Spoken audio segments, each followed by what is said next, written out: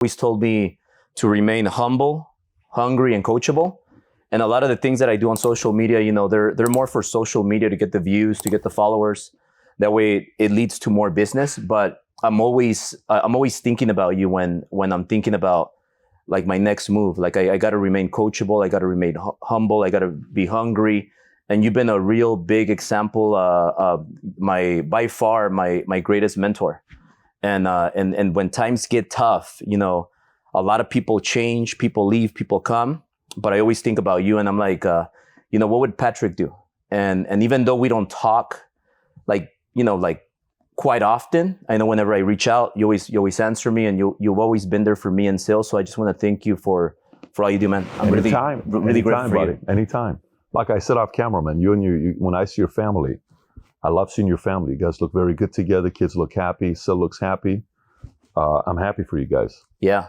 Well, thank you very much. And I want to start off here with PHP. So you exited PHP, and the next months, is there something big coming? Are you gonna totally be out, or do you have still a run with PHP? What's coming next? My responsibilities are decreasing on a monthly basis, and it's all intentional. And what's funny is while you're going through this, you have to do it in a proper way, because the people we partnered up with, they're great people, and the people that helped build the company, I'm grateful for them.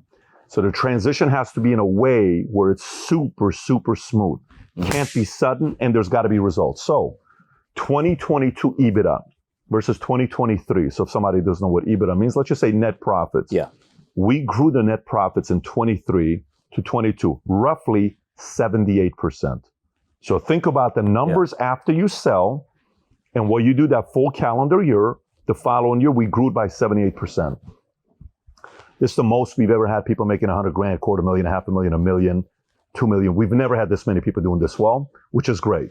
So the transition's been slowly. And on the back end, I've worked directly with the president, Maral, and her husband, Tikran. They're doing a phenomenal job. Rodolfo and Ceci Vargas, the field advisory board, along with Sopalas, and now Palau's being back into it again. They're doing a great job. Company's in a very good place. We're excited. The numbers are looking very, very good. And it's time. The sign of the company doing well is when it does well without your direct influence. I don't have any influence right now. Yeah. I don't do videos anymore. I don't do any of the trainings anymore. I don't do Dream Team. I don't do all the stuff that I was doing anymore. And the numbers are getting bigger and bigger and bigger, and I'm not there.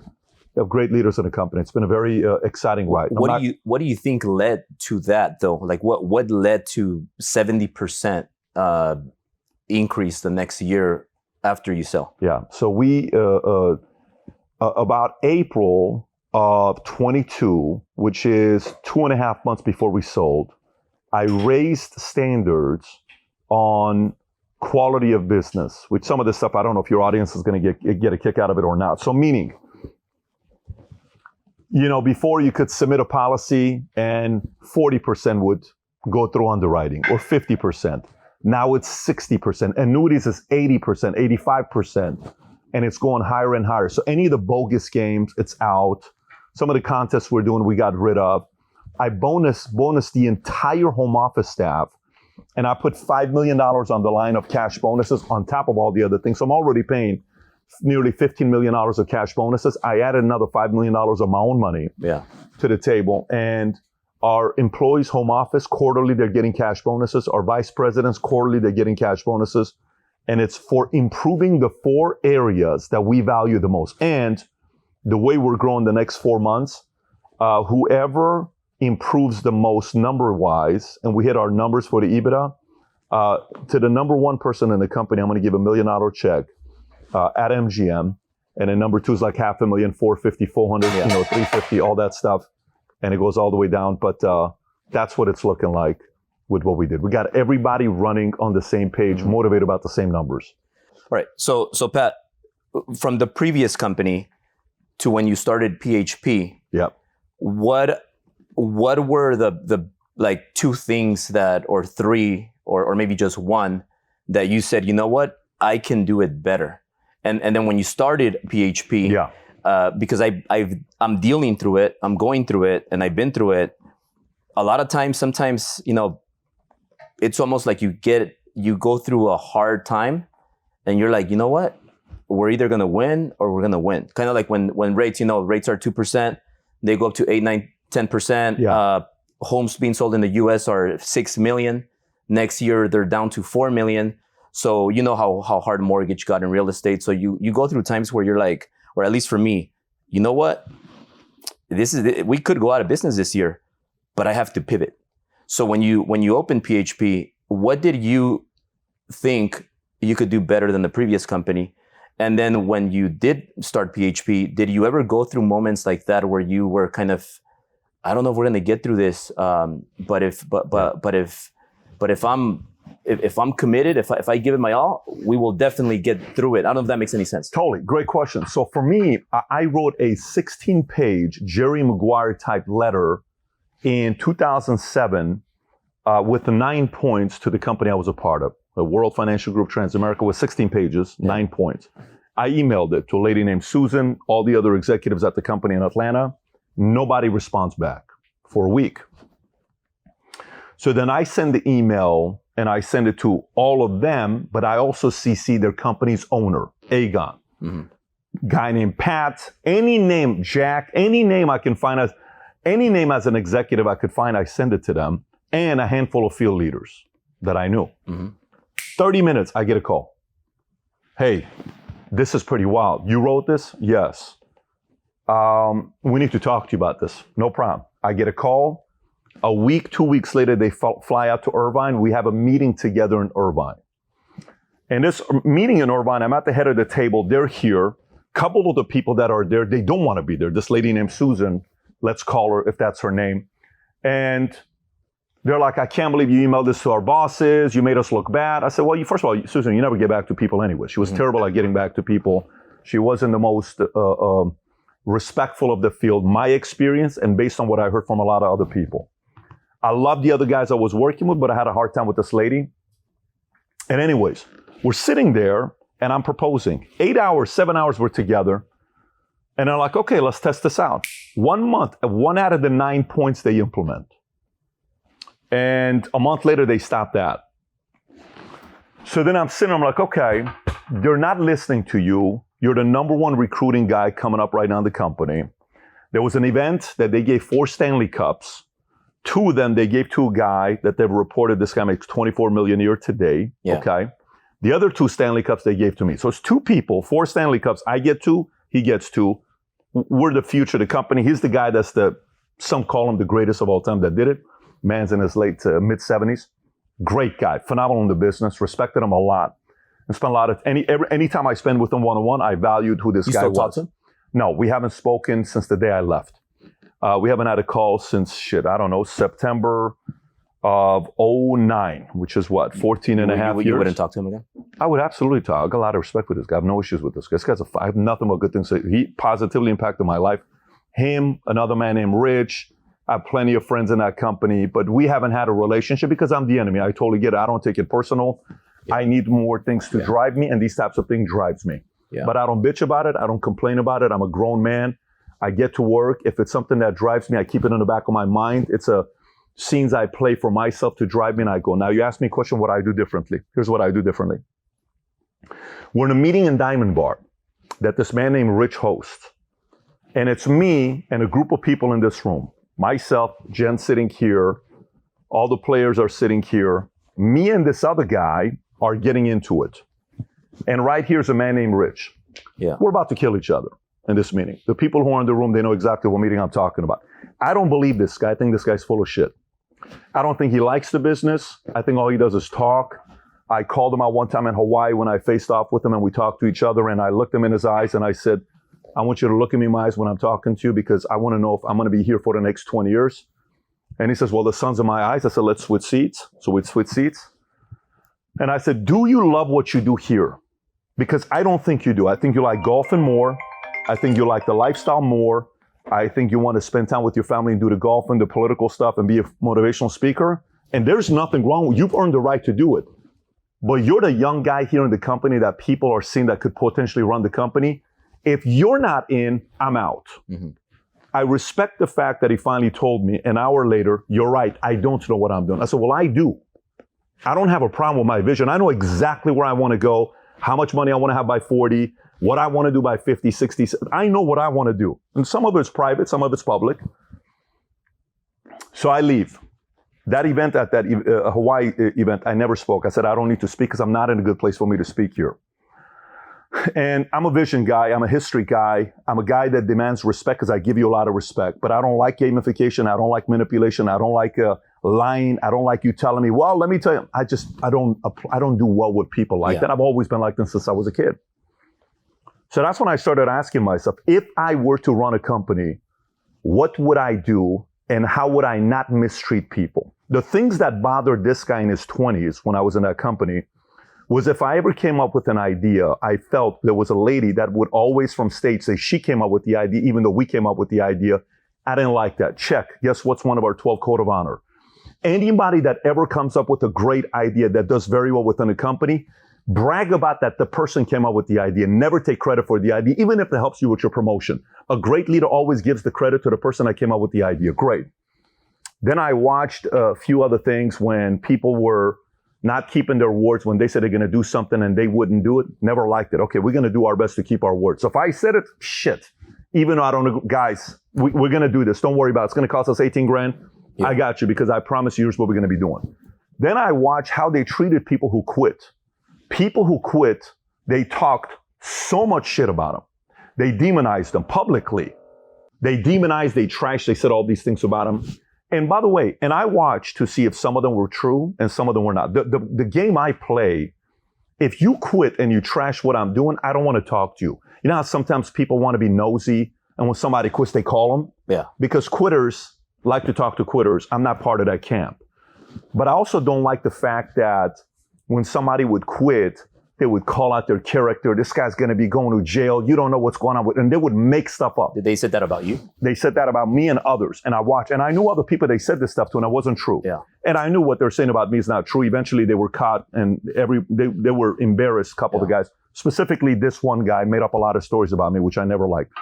7 years later, he called and apologized to me, which I respect the fact that he apologized for an hour and a half. He was crying emotional. It was a good call. I respect that. I'm just telling you the story right now. And the name doesn't need to be revealed here. He knows who he is. Vividly, he knows who he is. And others do as well. So I said, okay, give credit when people go above and beyond. Keep your word, right? And if someone quits and it doesn't work out, you guys could have had a tough argument privately, but don't publicly humiliate them because other people are going to see how you're going to treat people when they leave you. They want to see how you treat them. Like, for example, if Jennifer and I are dating, and she's telling me stories about ex-boyfriend. You know how many times she's trashed her ex-boyfriend in front of me? Do you know how many times? This many times. You know how much I love that? Because you know what? You know what that made me think about? If our marriage one day doesn't work out, she will never trash me. That's character. I value it. Now I got 4 kids with her. We're happily married today, but life is very tough. You don't know what's going to happen long term. I'm not God to see what decisions she's going to make. I have to do my best to make better decisions. This is not an easy thing we're doing, right? I'm running 8, 9 companies. We got 4 kids. I'm on the road. I'm traveling. I'm talking. Life is, constant. Yeah. So let me finish the startup and I'll bring it back to you.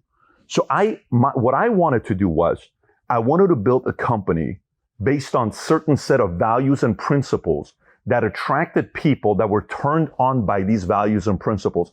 And I understood that I'm not for everybody, and that's totally fine. I got that.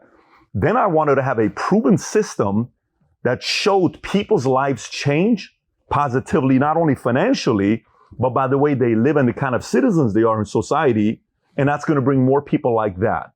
And then it was, how I wanted to be as a leader to my guys, where, I love you. And if I love you and you sincerely know I love you by the way I treat you, you're willing to receive feedback from me and counsel from me, even if sometimes I'm going to be a little bit direct with you and may not be easy to receive.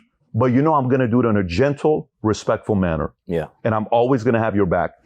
Now, I didn't know if these things were going to be valuable or not long-term. I had no idea somebody was going to pay a few $100 million for something like this, but eventually they did. So that's where I said, I think I can do these things differently, and it eventually paid off.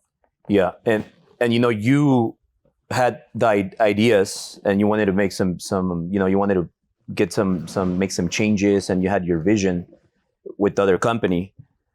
there's a lot of people that have a lot of ideas. I remember back in the day when you mentored me, like 2016-ish, you told me a lot of people are going to come into the company and they're going to tell you, hey, we got to do this, we got to change this, people with experience, and you're going to say no to those people and you're going to keep believing in your vision. How does one person like you have these ideas and goes out there and execute versus 99.9% of the people? They all have ideas, and then you shut down their ideas, and then they end up leaving, and then they become those haters that then they start talking bad about a Patrick or an Albert. I'm okay with that. But my question is, how do you know who's the one? Because you were the one, yeah. But I'm sure you had a lot of other people that told you, Patrick, we shouldn't do that. Why do the people that leave you bother you? Why do they bother you? Publicly. Privately, it should bother you. Why does it publicly bother you? Because think about it this way. What does an ex want you to do publicly? What does an ex want you to do? They want you to fail. Not only want you to fail, they want you to constantly follow their stories. They want you to constantly feel what they're doing on Instagram. I unfollow them. But if you talk about them, you're following them. Well, people send me screenshots. Sometimes. Don't worry about it. I get it all the time as well. I know. For me, the only reason I'm saying this to you is because here's the game I'm playing in life. And I'm going to simplify it for you to realize how I'm wired, okay? When an employee of mine quits, or a talent quits, or a salesperson quits, and we get it all the time. Yeah. My obsession this year has been all about HR. The last 12 months, it's not a sexy topic, but I'm obsessed with HR right now because I think that's the part that I want to figure out. If we're going to have a $100 billion holding company that we're going to build, I have to understand what it is to manage. That's the next goal. Lead and drive, 10,000 plus employees, international consulting firm that's directly impacting many different industries, political, financial, technology, and at the same time building a media company that's inspiring people, and then at the same time a product development company like Connect that is growing and we're scaling. I have to grow as an individual, but here's how I'm wired. When a person quits, I ask myself, what are they thinking about? Either I didn't give enough of an argument for this person to believe that we're going places that they can belong in and their lives can change, or they just quit for other reasons. I like to believe the first one intentionally, because I don't get the second one. We have people that quit, they're going through a divorce and it's ugly, and one of my guys quit 4 years ago, and then he told me a year and a half later, the reason why I quit, I was going through a very public divorce and I didn't know how to publicly talk to people about it. I was embarrassed. Okay, I get it. That's tough. I'm not being able to read your mind, but I want to choose for me to think that you quit because you felt somebody else in a different company is going to be able to lead you better and give you a better life. That makes me want to improve.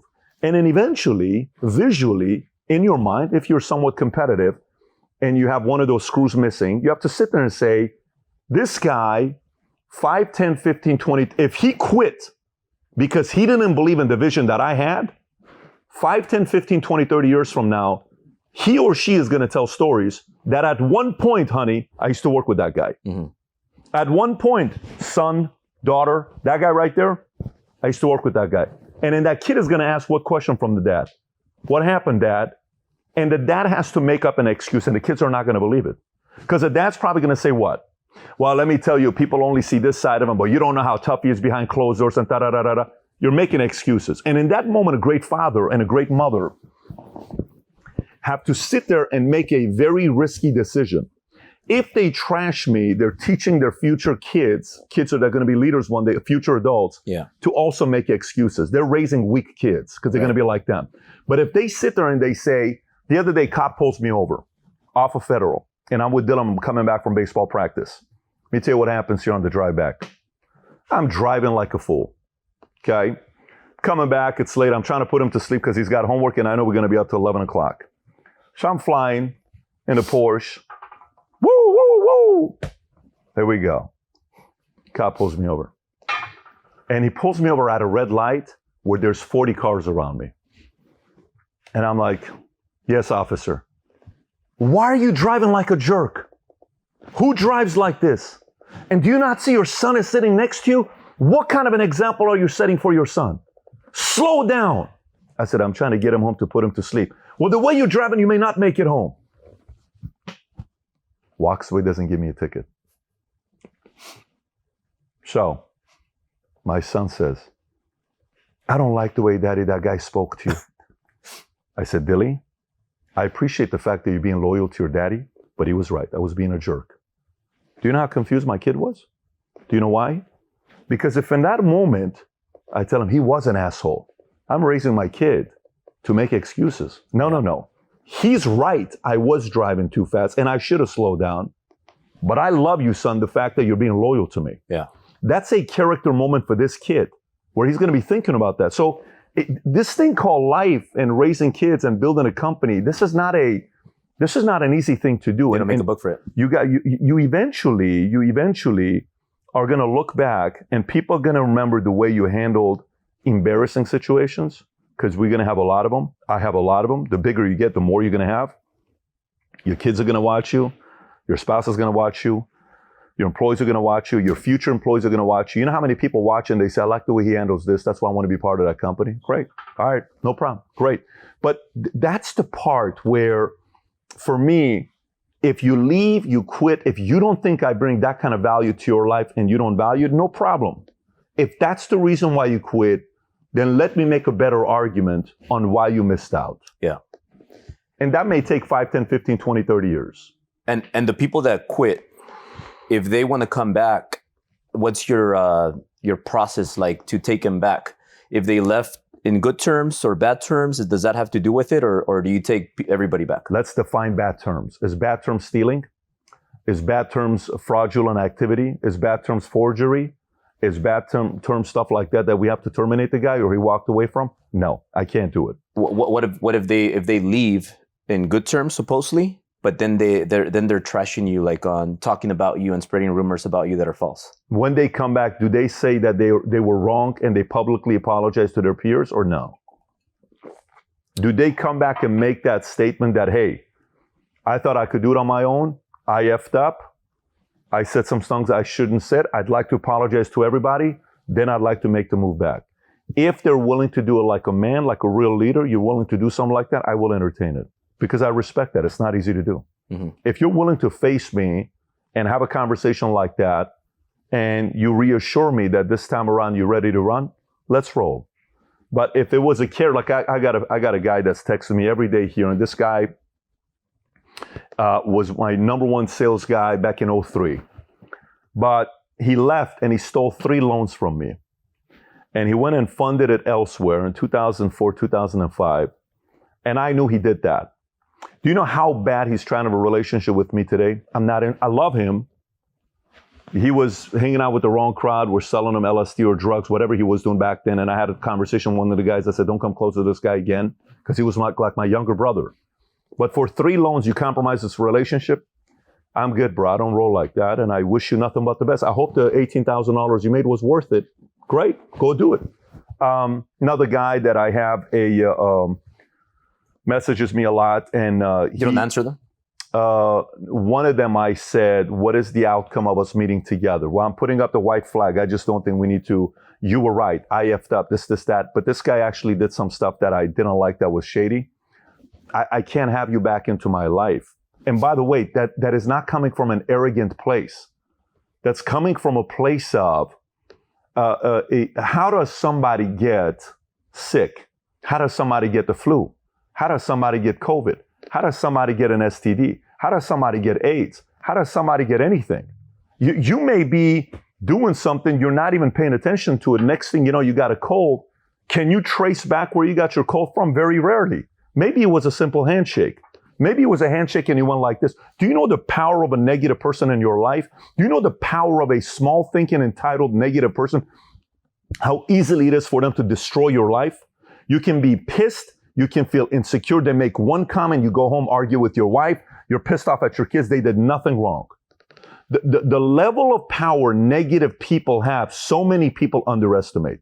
So for me, if you've already proven that you're negative multiple times, and you've proven you don't value the relationship, I don't take it personal. All I tell you is, dude, I respect you. I wish you nothing but the best, but we don't need to pursue this. God bless you. Go find somebody else. I'm okay with that. Because at one point you said that about me. I'm okay with it. But if this is a person, many have come back with me. I get the calls. And the way typically it starts is very gentle.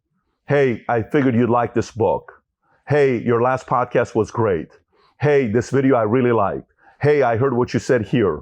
Hey, I missed when we used to go eat sushi. Yeah. Okay. You already know what's coming. Yeah. But even when they do that, you can't take away their manhood. You got to let them save face. You cannot take away their manhood because the man has pride. So if he's going to come back and he tells you respectfully that he effed up and he's willing to say to other people behind closed doors and he gives you that respect from stage, never take that manhood away from him. Let him keep it because a man needs to keep it.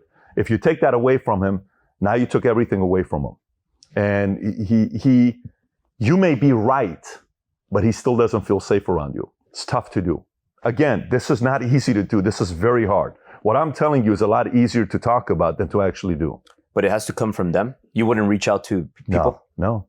Why would I reach out to you? You've already broken up with me. Why am I reaching out to you? No, not at all. Wish you all the best. Yeah. Wish you all the best. And again, remember, people who quit, not people who quit in the industry. There's guys that quit because insurance is so hard. There's guys that quit because real estate is hard. This is not an easy, but mortgages are hard. Rates. Yeah. The Fed is talking about they're going to increase the rates again. It's 7.1430 or whatever it is right now. Now they're talking about inflation's coming up. They got to raise the rates potentially in May. Are you freaking kidding me? Yes. Do you know who's shivering right now? Commercial real estate owners. Real estate. People that are buying company that there's no money that's cheap right now to go buy them. Mortgage guys. Real estate folks. They're worried right now what's going to happen if the rates go up. So sometimes people quit because of the industry. If it is because of the industry, I'll call you. But if you quit because of me, then that's a different story. Yeah. What do you think is going to happen with real estate and mortgage? Short term or long term? Both. Well, short term right now, watch inflation, right? I mean, they're like, well, look at the Dow Jones. Look how much it's been going up. I think Bezos sold $2 billion of his stocks 3 times in a row. And Jamie Dimon, for the first time, just sold off $150 million of his shares in Chase. What does he know that the rest of us don't know? NVIDIA may be a $2 trillion company. The size of the Chinese stock market, one U.S. company is nearly the size of the Chinese stock market. 7 companies are carrying the stock market, okay? The average families are feeling it. They're feeling it when they're shopping. They're feeling it when they're buying food. They're feeling it everywhere. They're feeling it with what's going on. So to me, this inflation not moving the way they thought it was going to be. Jerome Powell is not a political guy. He was hired under Trump. But guess who doesn't like Jerome Powell? Both Biden don't like him and both Trump don't like him. You know what that means? He's doing a pretty good job. That's when you know you have a good chair of Fed. But this is going to be a rough season, at least for the next 3 months. But I don't think first half is going to be exciting for mortgages and real estate. You think that people in mortgage that are using social media a lot are going to have that advantage versus the ones that are old school? You think maybe possibly if you have the reach, maybe you could get the mortgage. Just I'll give you an example. We're driving here and I got on this podcast because of the personal brand. And this guy's doing 100 million in sales in real estate because there's still the 1%ers that are killing it. Of course. So this guy reaches out to me and he likes me. So he's like, he's a fan of mine. And he's like, Albert, I've been following you for like 3 years. So long story short, I go there, I'm on the podcast.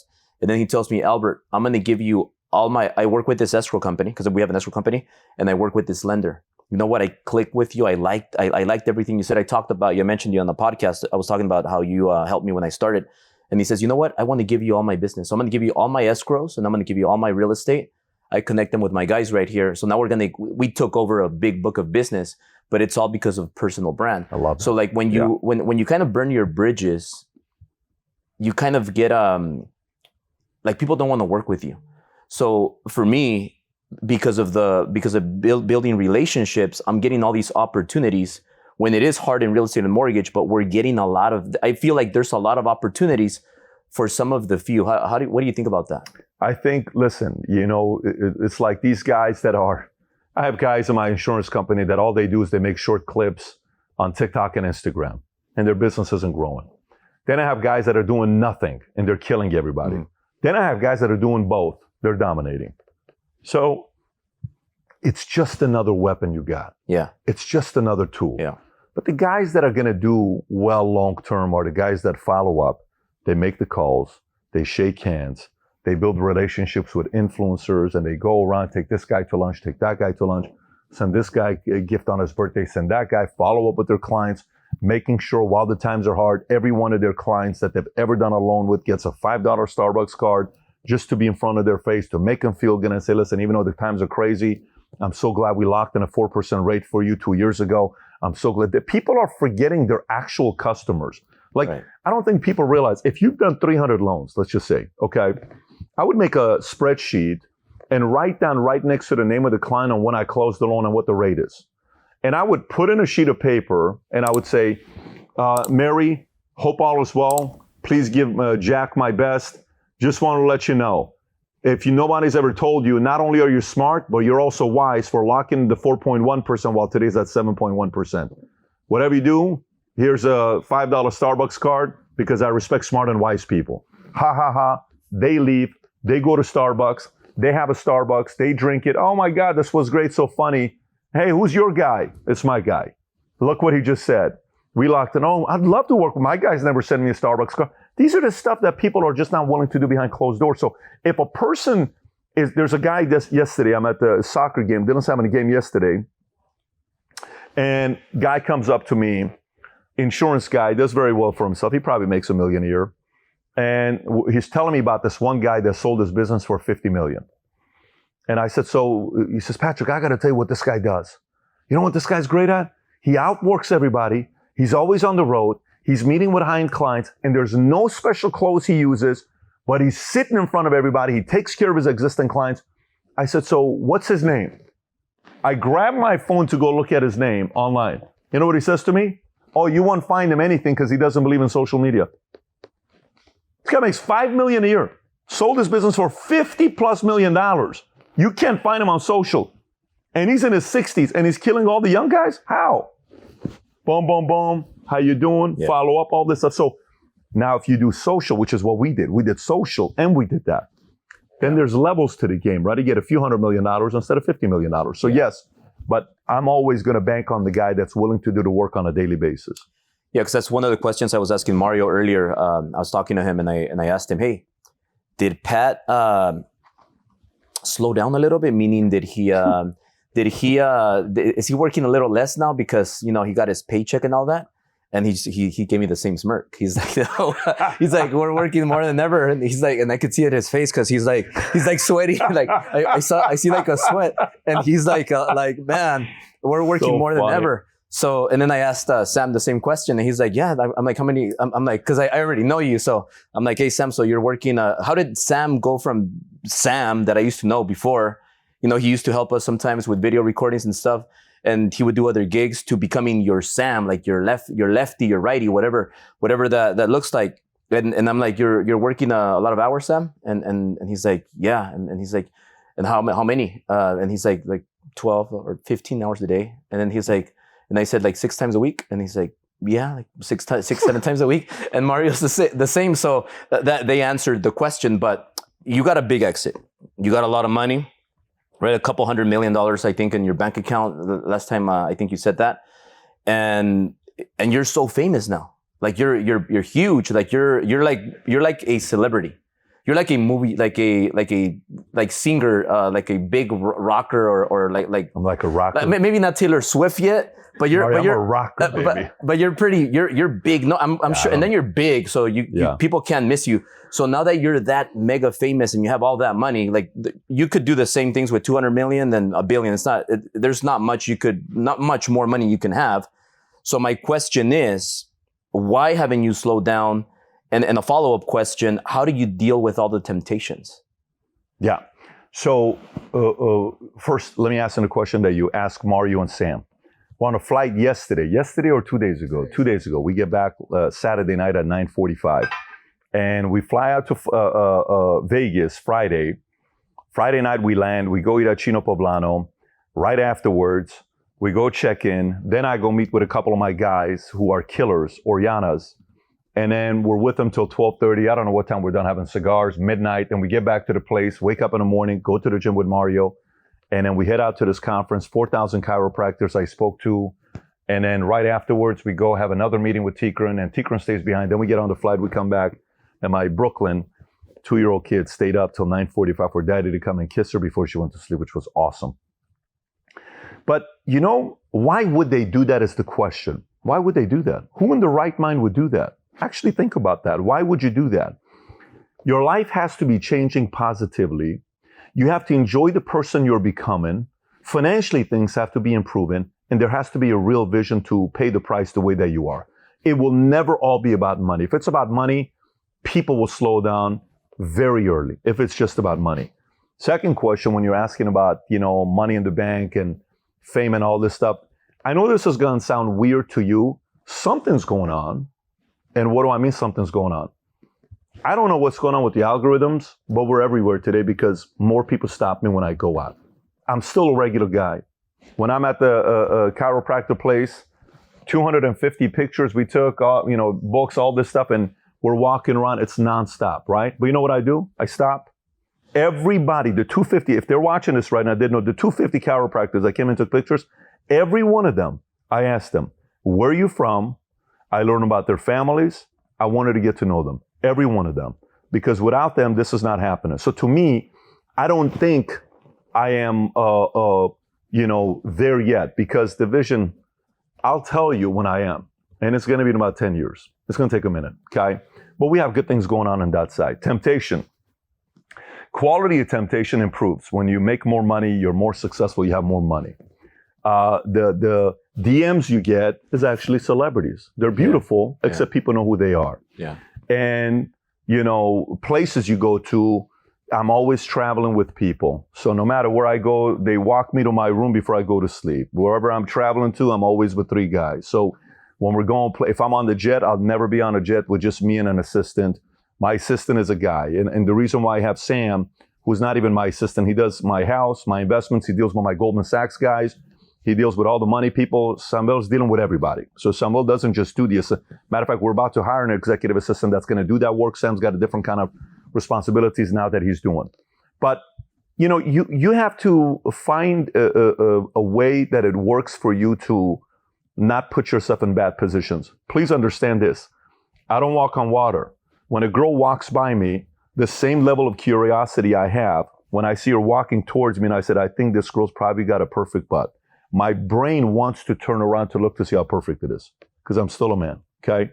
Mario and I have a line when we see something that's a little too perfect. Mario, you know the line, okay? And Mario, obviously this has changed ever since you got married, but Mario used to have the best radar, meaning we could be in a room, 3 beautiful girls come in, and the room could have 1,000 people. Mario's already spotted them. 0 to spotting them, Mario's the fastest. He's one of the most gifted men I've met in my life, how he spots them. And I go up to him and I say, you've already seen all 3 of them. I've seen them. Tell me the color, green, blue, and pink. I'm like, yep. Mario's like, bam, spots them, right? No, so the idea is to be open about it, that you're not, some people always, our marriage is perfect. Never happened to me. I will never. Fake nonsense. Now, the other side. I need God the most I've ever needed God. Yeah. My plan that I have on my, Samuel, can you do me a favor? If you just give me the laminated stuff, this is my favorite business plan I've ever done in my life. It gets me so emotional, I can't even describe it to you. This is my favorite plan I've ever done. If you just hand it to me. When I go through this, it's private. Only 3 people have read this plan, okay? When I go through this plan and I read it, I can't even tell you what it does to me. Who are those 3 people? It's my wife, Mario, and my oldest son. The only 3 people that have read it. When my oldest son read it, I was watching him. It's the best feeling. I'm watching him because a big part of the plan is my kids. And he's going through it.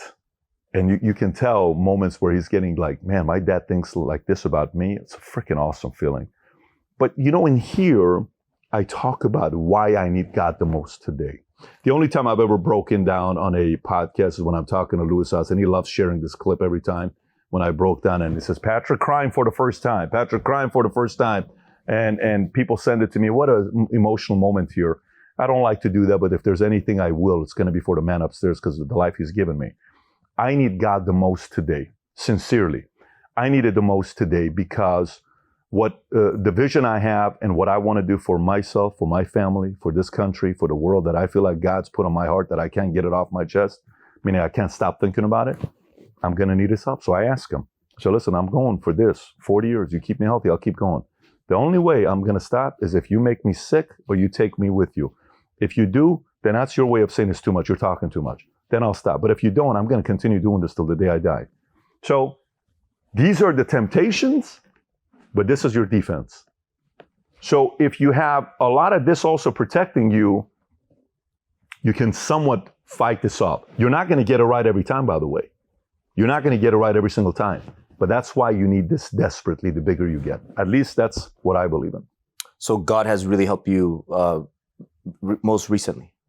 No, God's always helped me, man. God's helped me since January 20th of 04. But would you say that like your relationship with God right now, it's different than it was before? No, It's always been there? The reason why I've had the confidence that I've had is because I'm convinced he's behind it. So think about it from this standpoint. Imagine if you live in New York, okay? In the 50s, 40s, 30s, and Lucky has your back, Luciano, in your small little Italian family.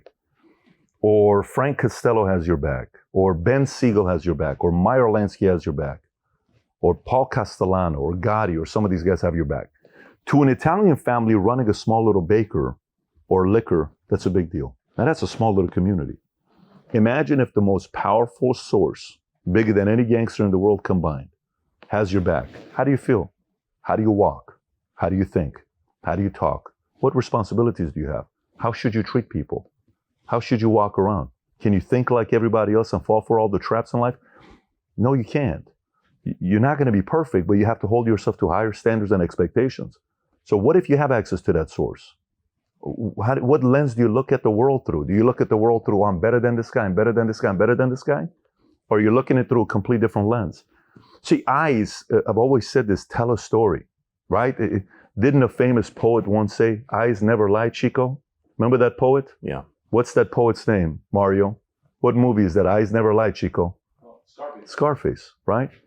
You can look at someone's eyes and you can see fear, you can see ego, you can see insecurities, you can see acting, you can see love, you can see compassion, you can see worry, you can see arrogance, cockiness. Man, eyes are a very, very interesting thing. And you can put a bunch of eyes in front of you and you'll be able to tell something's going on with this guy. You'll be able to do it. Yeah. So, you know, the right eyes are the ones that you have to act less. Yeah. It just is. Yeah. Right? Because I remember you told me once you were in Dallas and you said Dallas, you know, there's a lot of older people and you know, and you mentioned I mentioned Miami and you said, oh, Miami, no, I'll go to Miami if I want to get divorced. Dallas, I'm here good with a lot of older ladies. They like me and I flirt with them. But here in Miami, like, oh no, like it's going to be dangerous because, you know, Miami, like I'm here with the guys and we're staying in Miami. And it's full of like everybody's out of shape, ugly. It's horrible. Terrible. Yeah, it's horrible. So these guys, you know, they're bored, drinking a lot of water, and they're bored of their ass, and so they're like, yeah, this is Miami. So how do in that aspect, how's your relationship right now with Jen, your wife, and has it been a little bit dangerous or are you just like God's watching, I gotta do what's right, like you stay very focused? Where do you live? I live in Bel Air, in Beverly Hills, Hollywood. Okay, how different is Bel Air, Beverly Hills than say Agora Hills? How different is it? It's different. It's very different, right? Yeah. Way more traffic. Yeah. And Agora Hills, Chesbro, what traffic, right? Mm-hmm. Canaan Road, there's no traffic. Calabasas. Maybe you go to the Italian deli that they won the lottery, maybe you do something like that. But it's a very different climate. Mm-hmm. Fort Lauderdale is now Miami. Fort Lauderdale is 45 minutes away from Miami, an hour away from deep Miami, where the craziness happens. Yeah. it's long enough of a drive that I have no desire to go to Miami. Okay, Fort Lauderdale here. The way Florida works, especially South Florida, the more south you go, the younger. The more north you go, the older. If you get to Jupiter, you're a couple years away from going to heaven and meeting God. Okay, then you got Palm Beach, then you got Boynton Beach, then you got Boca, then you got Pompano, then you got Fort Lauderdale. Yeah. You live in Fort Lauderdale if you're 40 to 45 years old. That's exactly where I live. Yeah. So meaning in about 10 years, I have to move up. So you agree that living in Miami wouldn't be the best scenario? Definitely not for you. You're a little too handsome. No, if you guys are thinking about moving to Florida and you want to focus on family, Fort Lauderdale is a perfect place for you. I think Las Olas will be very good for you. I don't know if you're moving or not. Well, I think we have to. You're going to love Las Olas. Yeah. Have you guys looked into Las Olas or no? I know where it's at, but we haven't looked into it. You're going to love Las Olas. Yeah. But we're doing a lot of business now here in Florida too. So. You're going to love it here. Yeah. I mean, you saw Sly just moved here. He just announced on their show, it was all over, went viral everywhere. Yeah. That they told their kids they're leaving California to go to Florida. Yeah, because California is really bad. Getting into that topic. You don't like California with all the homeless people around your office? Like there's always company. You don't like that? I was robbed gunpoint in my office. I remember. I told you. Yeah, the watch. And then before that they broke into my house where I used to live in Beverly Hills. So we moved to Bel Air. It's gated, and they still try to break in. Get out of recently. Here. Yeah. So they were. It's plain daylight. It's 2 p.m. I love Bel Air. Yeah, it's 2 p.m. and we are at the office, me and Syl. And then 3 robbers climbed the fence, and they were breaking in. They were in the second story, jumping in through my main bedroom and master bedroom. And my housekeeper was there, Nanny is there, and they hear some noise. And then Nanny goes to the window and opens the curtain, and there's a masked guy, masked with like trying to break in. He hopped it. He got so nervous that he couldn't even jump off the balcony. Yeah. So it took him forever, and he was so nervous. He runs in through the wrong side, then he runs back. He was very, very nervous, and it's funny now, but it wasn't funny. It was very scary because we got a FaceTime call because in Bel Air the reception's not that good, so you got a FaceTime. So they're FaceTiming me and Syl. And Syl goes to me and she's like crying, and like they're breaking into the house, and Chip, my dog Chip, he's barking, and it was scary. It's 2 p.m. I'm thinking, what are these people going to do? What if they take one of my daughters? It's scary. I don't even want to talk about that. But long story short, we had to get full-time security. So now we have full armed guards everywhere. And it's like, I'm not Pat celebrity type, right?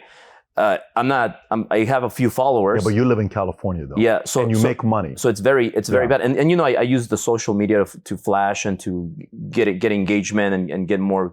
It helps me a lot. But that's how California is right now. So I got to get out of there. And also, What's your timeline for moving?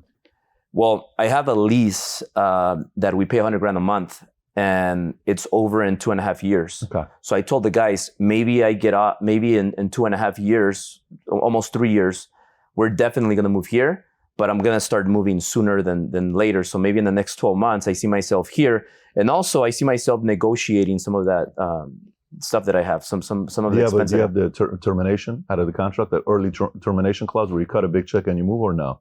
There's other things that yeah. But that's California right now. It's a shame. What a great state. They're ruining a great state.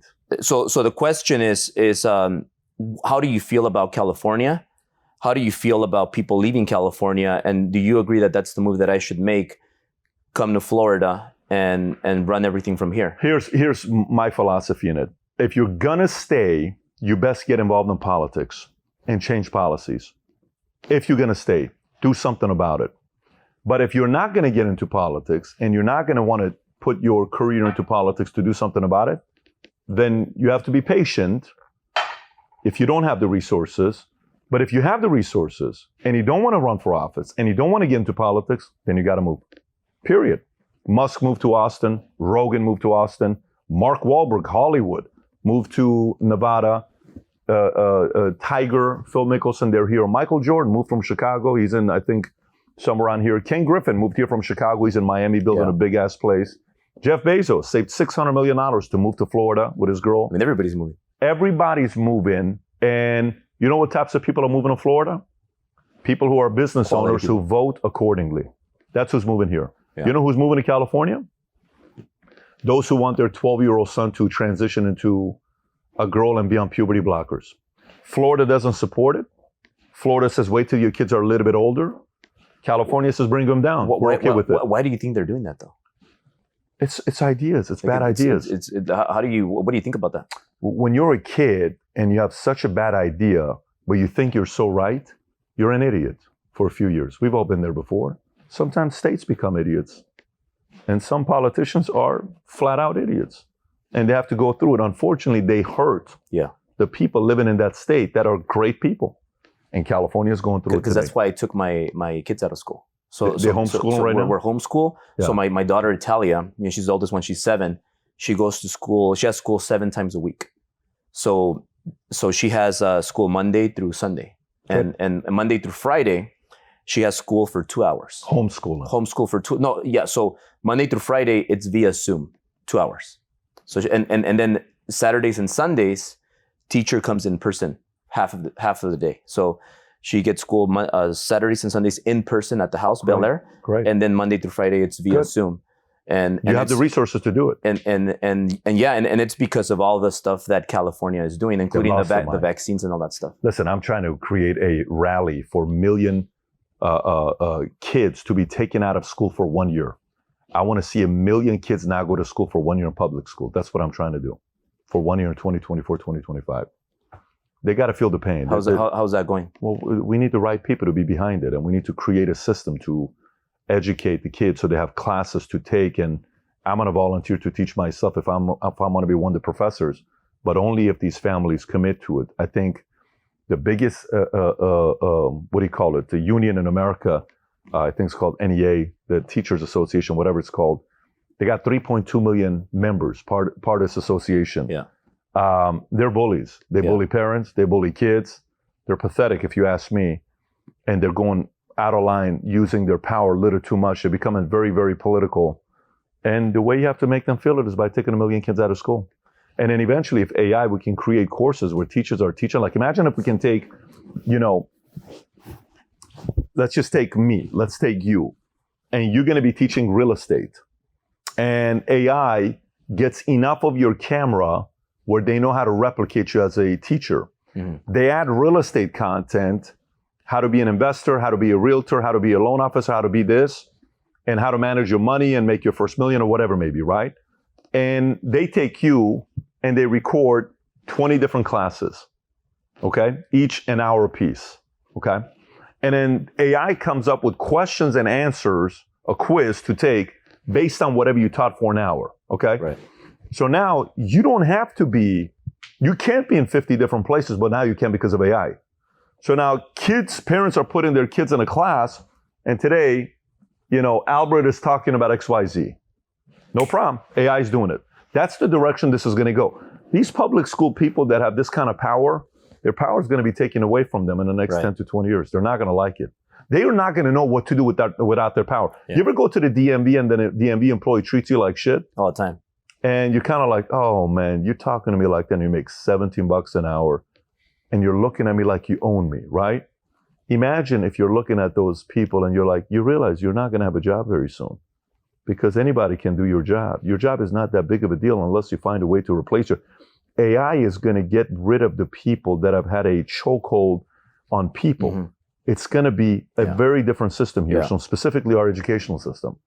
Well, for example, Italia learned how to play the piano on her own. She uses she downloaded an app on the iPad. I love that. And she said, "Hey, daddy, look, I learned how to play the piano." And I said 6:30. And the iPad, she just learned, and she learned by herself, just with the piano, just with technology. I love it. So like I think that's very good for them. So to wrap up, Pat, I just want to close down with California. Do you feel California can improve, or do you feel California is done? And then next president, what do you think happens if Biden wins?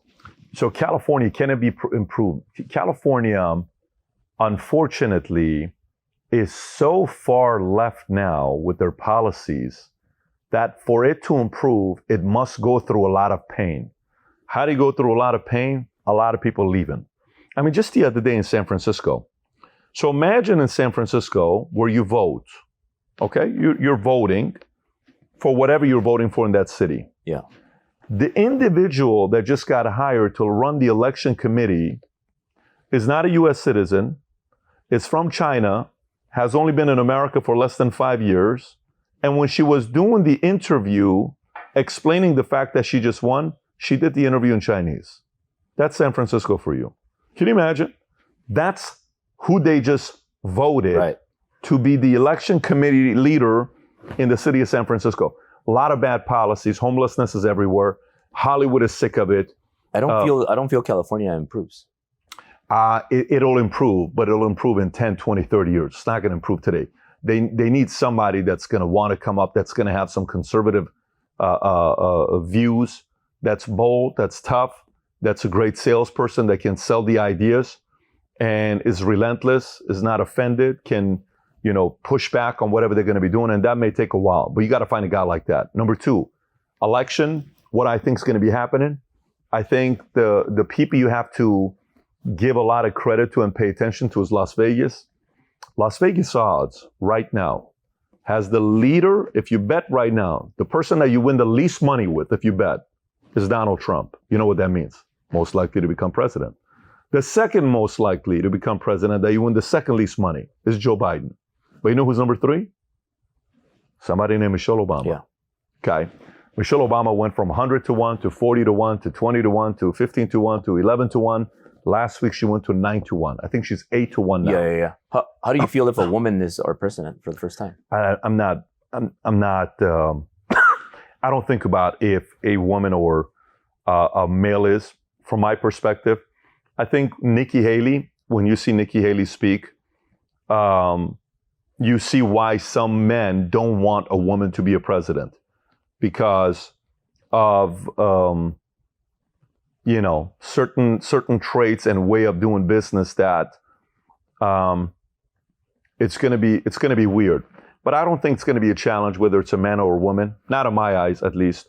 When it comes down to dealing with the issues that we have today in the Middle East, that you have to sit down with these guys and negotiate, many of these people are not going to sit with you. Yeah. So the challenge from the woman perspective is how many countries won't even have a meeting with you? That's automatically not something that should qualify somebody to run.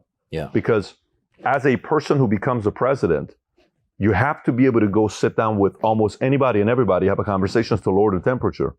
So now you want to go to certain areas in the Middle East that they're like, nah, we're not going to meet with you. It's a little weird. But if there's ever been a time that's going to be more receptive to us having a female president, it's today. You would be a great president, by the way. I know you can't be a president, but you would be a great president. Not born here. If the laws were different, I would. If you could, you would run. I think I would be a very good president. I'm not even saying it in an arrogant way. I don't know if I would do it because. What would you? How would you fix the U.S.? You think you could fix it? Oh, yeah. There's no question about it. But you know what the biggest problem is? I'll simplify it with one of the bigger issues. Okay, if we go to survey 1,000 kids today, okay, and we ask them, who's your hero? What does it mean to be a hero today? I don't know who they recognize as a hero. They may recognize somebody on TikTok that's transgender, that's going viral, that could be their hero. Right. That's got 13 million followers. They may give some most weird random names to be a hero. When we were coming up, we would have said, maybe a successful businessman, Michael Jordan, a president, a pop, rock star, a this or that. We may do something like that. Today, a third of Gen Z, they're more likely to be part of the LGBTQ community than to vote for Donald Trump. A third of Gen Z today, based on some stats that are coming out, are part of the LGBTQ community. How did that happen? How did we get here all of a sudden? Is this by accident? Did people just figure out to come out of the closet? Or is somebody pushing the agenda down their throat? Is somebody, going out there recognizing these people? America has a hero-making machine problem. and we've confused kids. Kids don't know who to look up to. We don't look up to military the way we did. We don't respect cops the way we did. We lack selling honor, values, principles. Everything would change with Hero Making Machine.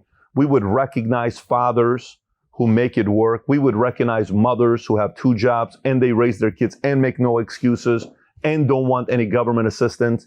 We would recognize husband and wife that raise the proper kids, and we would tell the world about it. We would have a monthly recognition system where we would, from the pulpit, recognize individual kids, citizens, parents, people from all walks of life, where they're competing to want to be a better example for others. It would all start off with Hero Making Machine, purely Hero Making Machine. We would have initiatives to say, this week, I want you to go sit down with somebody you politically disagree with and try to find 5 things you guys have in common. Yeah. Go sit down and see if you can talk to some. It would be more about trying to figure out a way to come like this. Like, you know, in a week, in 10 days, I'm having a podcast right here with Candace Owens and Chris Cuomo. Okay. Candace Owens is a conservative African-American woman who's got billions of views online, great communicator, sitting down with Chris Cuomo. Yeah. Chris Cuomo was with CNN. Chris Cuomo, you know, a lot of people were upset with the way, you know, how CNN handled vaccine and all this other stuff. And they gave him a hard time with Andrew Cuomo, his brother, all this stuff. Guess what? I enjoyed talking to both of them. Chris and I have become friends. Chris is going to be here. We're probably going to go afterwards, have a good time at the UFC fight. He'll come to the house, wrestle with Dylan. We'll have dinner together. I enjoy talking to him. Yeah. I get along with anybody and everybody. As long as the basis is respect, we can do that. But those will be some of the things. If you want to know policy-wise what I would change, I did a video on what I would do if I was a president. I break down 10 policies, but I don't want to go through we'll put the link below. Yeah. And so it's safe to say that if things change and it allows you to be president, you would be president. I would entertain it. And if I chose to run, I think we would have a formidable platform and support and enough due diligence with different issues that I think we would be formidable to win. Yeah. So if you're watching this, we might have the future president right here, Patrick McDavid. And laws would need to change. Yeah. And two quick things. What do you like about me?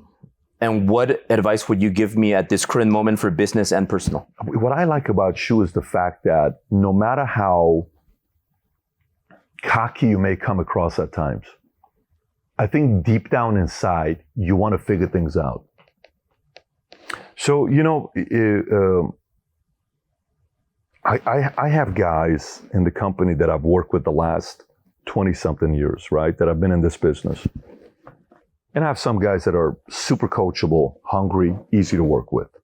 Great. I have some guys that are super hungry, but not easy to work with. And I have guys that are super coachable, not hungry at all. And I have guys that are not coachable and not hungry. Okay? Mm-hmm. So let's take the not coachable, not hungry, lack character, put them out. You can pray for them, nothing's going to happen. Let's put the coachable, not hungry, solid character. They're not going to do anything because they're not driven. So put them on the side. So now put the not coachable, solid character, hungry. They're going to make money. Mm-hmm. And eventually, you know what happens to this community?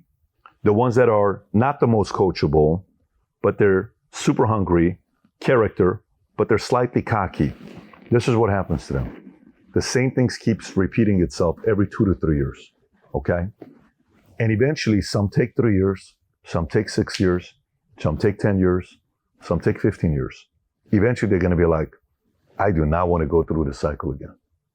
And eventually, they sit there and say, dude, it's all on you, 100%. Moving forward, I don't want to say 80% was his fault, 20% is my fault. I don't want to say 80% is my fault, 20% is his fault. It's my fault. And eventually, when you get to the point where internally you can say, this is on me. It's on me. Eventually, people want to be around you more. Eventually, you become a better leader. Eventually, retention goes higher. Eventually, you go through a certain level of humility. And somehow, somewhere, you make more money. The challenge is, What I'm telling you works, okay? When the next level of money comes, which it will, you can't revert back to the old person because you're going to go back. Business is also going to go back to that. That's what's tricky about it. I'll have guys that will buy into this philosophy, and then all of a sudden their business explodes. And then they go back to being cocky again, and they lose everybody again. So if you're going to make a change, this conversation I've had with George Palaio many times, I said, stop making so many temporary changes that last 6, 18, 12 months, 24 months. Make permanent changes. I said, I don't want no more temporary changes with you. I want permanent changes. And when he was going through this, he was younger.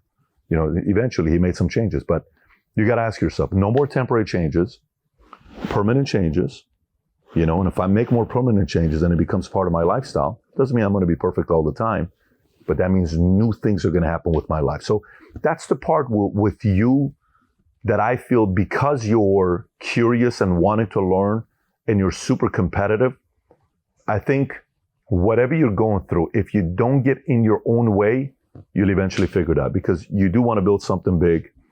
You do love your family. You do want to make your family proud. You do want to make your community proud.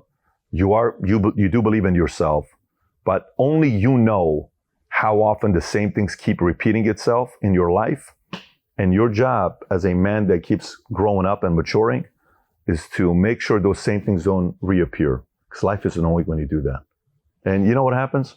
You'll be in the car by yourself. Syl won't know, your kids won't know, your coworkers won't know, your parents won't know, I won't know, nobody will know. But you'll sit there by yourself and you'll say, this was on you. And that's great, that's a start. I've done that many times. And then eventually, progress. And you say, I'm proud of the way you handled this one. Good for you. Boom. So you talk to yourself a lot. All the time. Yeah. Those are sometimes the best conversations. Of course. Absolutely. Yeah. I agree. So Pat, last thing before we end this, can you just share like one thing that you've never shared publicly, like maybe a story that I just told a story I've never told before with Dylan getting pulled over in a car. I've never told that in a video or ever. That's the first time I told that story, with me getting pulled over and Dylan saying, "Daddy, I don't like the way the guy talked to you." And I said, you were right. No, I don't know about a story or any of that stuff. All I'll tell you is feedback-wise is, there is the life that people see on social. Then there's the life that your family and friends see. Then there is the reality, which is the one right? If you can focus on improving that last one, which is the real one, everything else improves. Spend more time improving the real part of your life. Gradually, enough people behind closed, like, what's happening right now with me, which is kind of weird. I'm getting messages of, a girl was at the event, the chiropractor event, and she's wearing the purple Future Looks Bright hat and Future Looks Bright shirt and hat. And she says, Patrick, you know how long I've been following you? How long? Since you interviewed me. Interviewed you? Yeah. When did I interview you? In Encino 20 years ago. I interviewed you in Encino 20 years ago, yeah. Wow. Really? You obviously won't remember because you've done a lot of interviews, but I remember that day. And there was something. I said, this guy's going to do something. Never work with you, but I felt like something's going to happen. I got an email the other day with another guy talking about, it's 2004, Pat. You will not remember this. We're in Atlanta, and we all decided to go to the strip club. And you didn't come with us to the strip club. On the way back from Atlanta to Duluth, we had an hour and a half drive, and you were making phone calls for an hour and a half. And you were in the back, loud as usual, and we all said, what a cocky guy, just showing off that he's making calls. 20 years later, we realized you weren't being cocky. You were just more competitive than us. See, those stories are my favorite stories now. Yeah. Of the people that witnessed it, and now they're telling the stories to others. That's what I mean. You have the social media story, you have the friends and family, wife and kid story, then you have the real story. The more you focus on the real story, eventually everything else is going to catch up. And when it does, it's exponential. Spend more time on the last one than the first two. Things will fall in its place. Awesome. Well, thank you very much, brother. Anytime, man. Appreciate you.